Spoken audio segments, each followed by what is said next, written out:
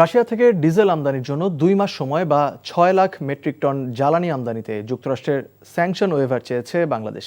দেশের সার্বিক জ্বালানি পরিস্থিতি নিয়ে আয়োজিত ব্রিফিংয়ে জ্বালানি ও খনিজ সম্পদ বিভাগের মুখপাত্র ও যুগ্ম সচিব মনির হোসেন চৌধুরী একথা জানান। আমেরিকার স্টেট ডিপার্টমেন্টের সাথে আমিও ছিলাম মিটিংয়ে। সেখানে আমরা মিটিংয়ে ওনাদেরকে বোঝাতে চেষ্টা করেছি। ওটা ওনারাই বলেছে চিঠি দিতে, ইউএসএই বলেছে যে তাহলে চিঠি দিয়ে আপনারা জানান আমাদের। এখন আমরা উত্তরের অপেক্ষায় আছি। আমরা ভারত থেকে এখন আমরা কিন্তু নিয়মিত পাচ্ছি।